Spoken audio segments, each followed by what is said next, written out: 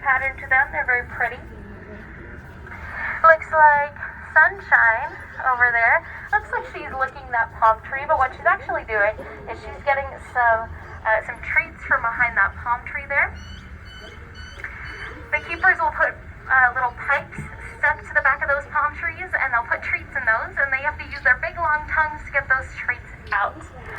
Their tongues are about 18 inches long, and they're prehensile, which means they can grab things with those tongues. So if you look around the exhibit especially, you'll be able to see exactly where these guys can reach, because there's no leaves, and there's a straight line. Right above that, there's plenty of leaves. We don't just have our giraffe out there on our savanna, but they are the biggest, so they're the ones that are easiest to see. We have a lot of different kinds of birds out there, including our Rufous griffin vultures and lancet-faced vultures. The Rufous griffin vultures are some of the highest flying birds in the entire world. They can fly about as high as a commercial airliner. So imagine looking out your window on an airplane and seeing a vulture fly by. Now, speaking of vultures, we have our Arizona aviary, part of our Arizona trail. It's over here on the left-hand side. This is the back side of the trail, so there's not a whole bunch of animals to see from over here, unfortunately. But it is a very underrated trail, in my opinion, at least. We have a whole bunch of free-flying birds in our aviary. We also have our reptile and amphibian houses down there, where you can find every single rattlesnake species native to Arizona. We also have our prairie downtown inside our aviary, and those guys just had some babies a couple weeks ago. They are so small and they're so cute. I definitely recommend heading down there if you haven't seen them yet. The rest of the Arizona Trail is home to some bigger, fluffier animals like our mountain lion sisters, our Mexican gray wolves, and our bobcat, who has one of my favorite names here at the zoo. His name is Roberto Zacto. To our right-hand side, this big rocky structure here is home to our fennec foxes. Sometimes we get lucky and we manage to see them in here, but a lot of the time they're sleeping somewhere where it's difficult to find them, unfortunately. And that's because they are crepuscular animals. That means they spend their time during the day and night sleeping, and they're going to be most active when the sun is rising and setting, so at dawn and dusk. The reason they do that is because they don't want to go out in the middle of the day when it can be very hot in the deserts, and it can get pretty cold at night in the deserts as well. So the perfect temperature is at dawn and dusk. A lot of animals you'll see here out in the desert will have the same sleeping patterns, especially a lot of native Arizona animals. Over on our left-hand side here, up on top of the hill, there's a big white pyramid. That's Governor Hunt's tomb over in Papago Park. He was the first governor here in Arizona, and he loved Egyptian history and really wanted to be buried like the pharaohs. So he's actually buried up there with his family, his in-laws, and if you believe the rumors, his dog is up there as well. Also to our left is one of the entrances to our Desert Lives Trail. We have two animals down that way. One are the desert bighorn sheep that live on these buttes over to the left-hand side, these big hills. On the very, very tippy top, you can see one of them standing up there. They don't usually stick around the top of the buttes for this long, so that's pretty cool. You've got to see them all day up there. We do have a couple of babies that were born recently, so you may see them running around the buttes as well. Those guys can climb up an almost completely straight up and down slope at about 15 miles per hour, and they start learning how to do that at just 1 day old, which I am so glad human babies aren't able to do. The other animal down there are the Arabian oryx. Those guys are gorgeous animals with this bright white fur, and they've got these big long horns on top of their heads. And sometimes people mistake them for unicorns when they're looking at them from far away. At one point, they were probably about as rare as unicorns because there are fewer than 15 of them in the entire world back in the 60s when we first opened.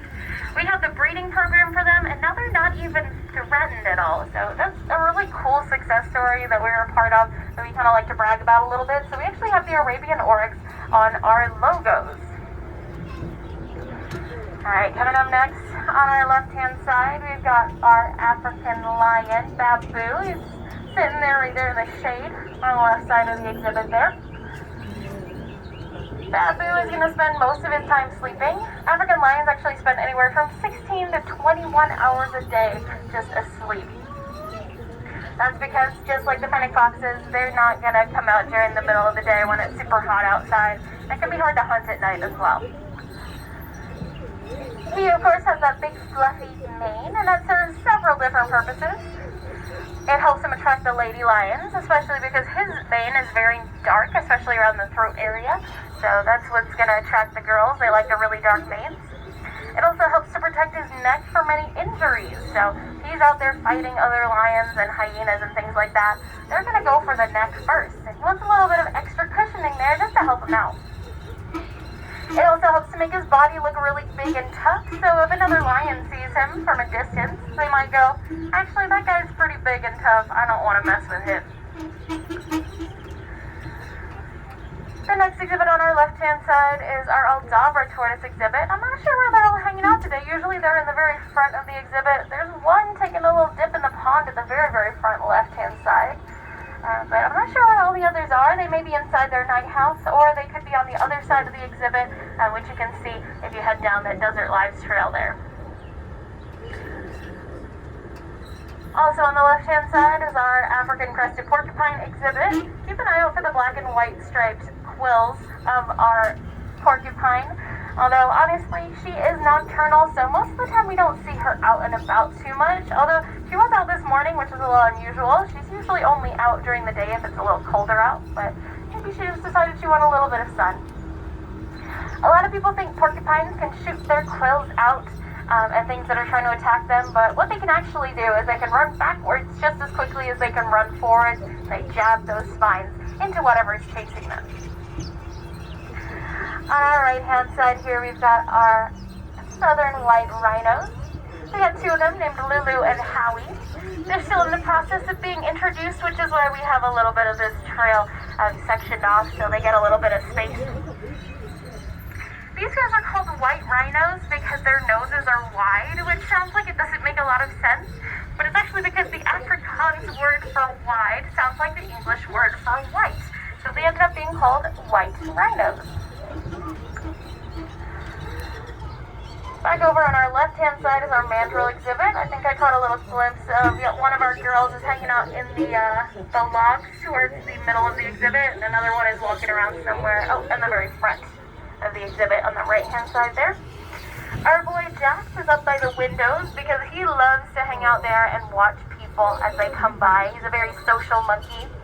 Sometimes he even likes to show off his teeth, which can be a greeting for mandrills. Their canine teeth can actually grow longer and sharper than even an African lion's teeth. Their neighbors are the Hamadryas baboons. We got all three of them hanging out to the far right side of their exhibit. We got Moja, our big fluffy boy there, and there's two girls. They have those bright pink callus bottoms, and those can help them sit on sharp hot rocks all day and groom each other. To our right-hand side, if you look towards the middle of the exhibit among the trees there, I can see a couple of our Nyala hanging out. I think they're having a little drink. Those guys came to us about a week ago now from Disney's Animal Kingdom. And they're still getting used to everything. Those are three young boys. As they get older, they're going to develop a really big mane, and they're going to look really different to how they look now. On the left of the cruiser, under the shade of the tree in the middle of the exhibit there, we've got our three African painted dogs taking a little nap. Their coat pattern helps them camouflage themselves very well under the trees because it looks similar to the pattern of sunlight as it filters in through those branches. Next to them we have our cheetah brothers. We got three of them, and it looks like one of them's taking a nap under the tree, kind of third of the way up the hill, close to the bamboo fence on the right-hand side. We do have three of them in there, and I'm sure the other two aren't far away from their brother. Related boys will sometimes stick together in a group called a coalition.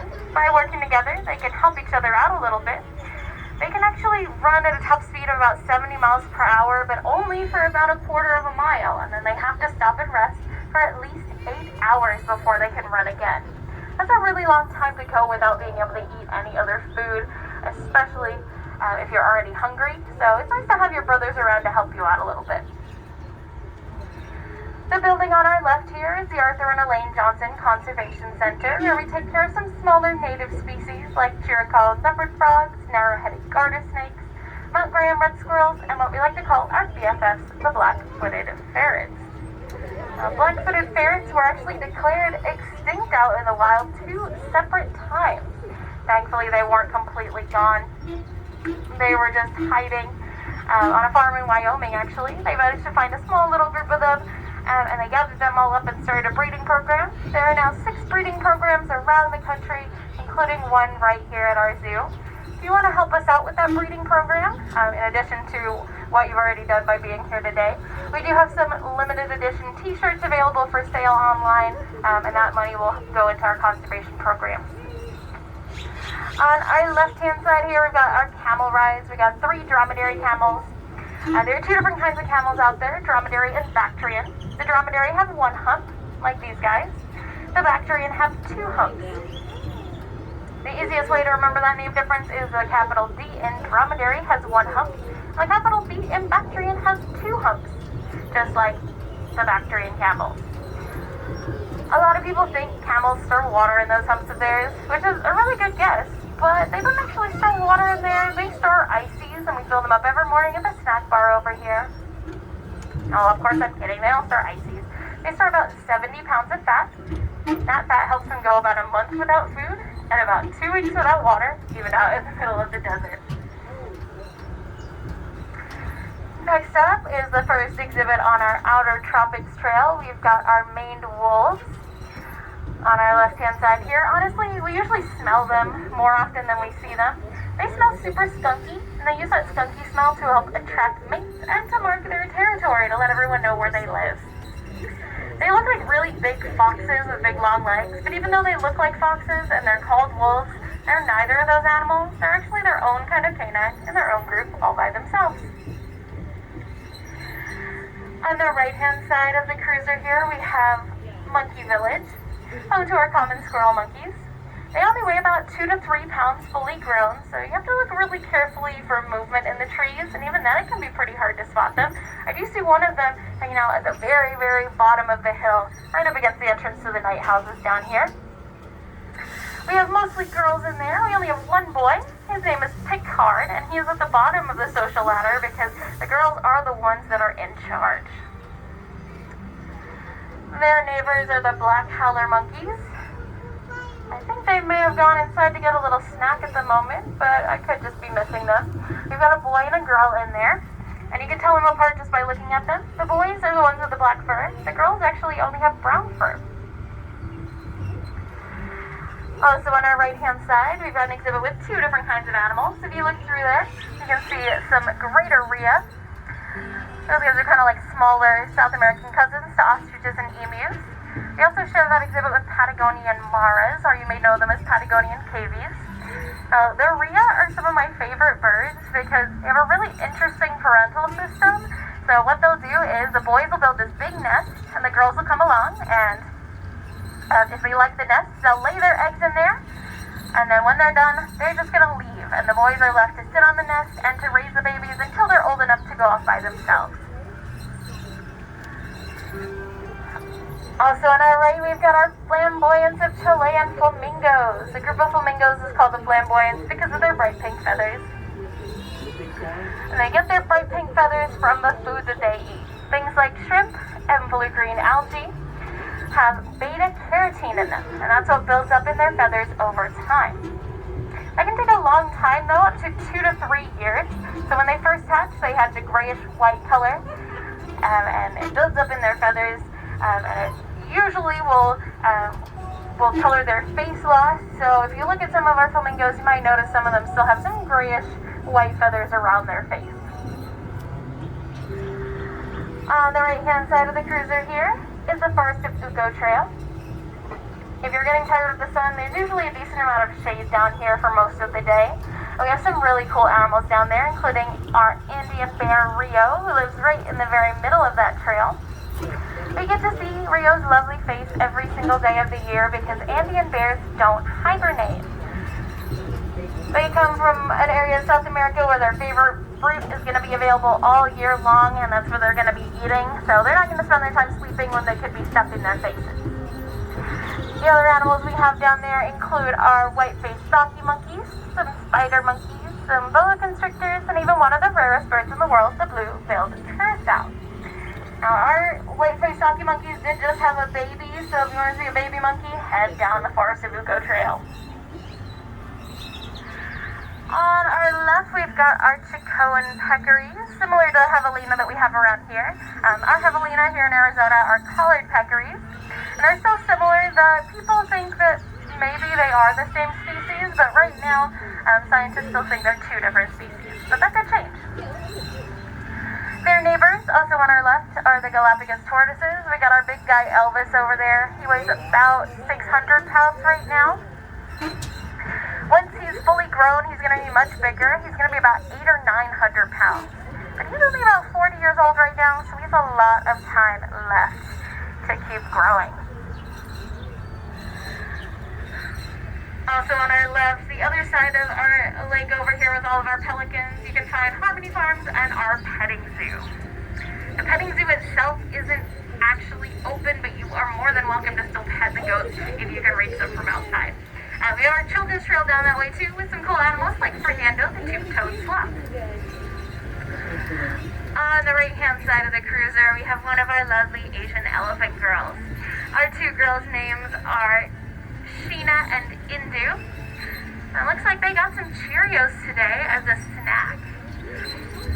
Oh, it looks like she is throwing some of that dust around on her. So these guys will throw dust on their skin as a kind of sunscreen, which is especially important for our girls because they're getting a little older, and as they age, they're going to start to lose pigment in their skin, and they're going to get more pink color all over them, and they're not going to be as protected from the sun. Those guys will get all sorts of enrichment in their exhibits. Enrichment is basically a fancy word for toys. A lot of the time, we're going to give them different food in different things like boxes and buckets and all that good stuff. And that way the animals have to figure out how to get their food out.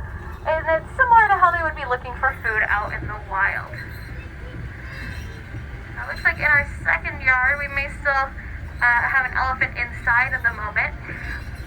Once or twice a day, the elephants will go inside, and their keepers will give them a little pampering session. They'll get a shower, they'll get a foot soak with Epsom salts to help their feet, and sometimes they'll even get a pedicure. It's not like a human pedicure, so they don't get their toenails painted, but what the keepers will do is they'll check their feet to make sure they're nice and healthy, and they'll also clip and file their toenails if they need them. The reason we want to take care of our elephant's feet so well is because the way an elephant's foot is made is kind of like a big chunk of fat, and then it's like they're walking on their tippy toes their entire lives, which can be really hard on their feet. So we want to make sure their feet are doing okay. Speaking of bones, as we turn the corner over here on our right-hand side, there's some replica elephant skulls. There's also a big ridgy-looking brick in the front right corner. That's actually an elephant tooth. Elephant teeth are super big, so they only have 4 of them in their mouth at a time.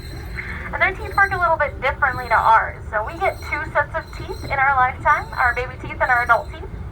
Elephants get 6 or 7 sets of teeth throughout their life.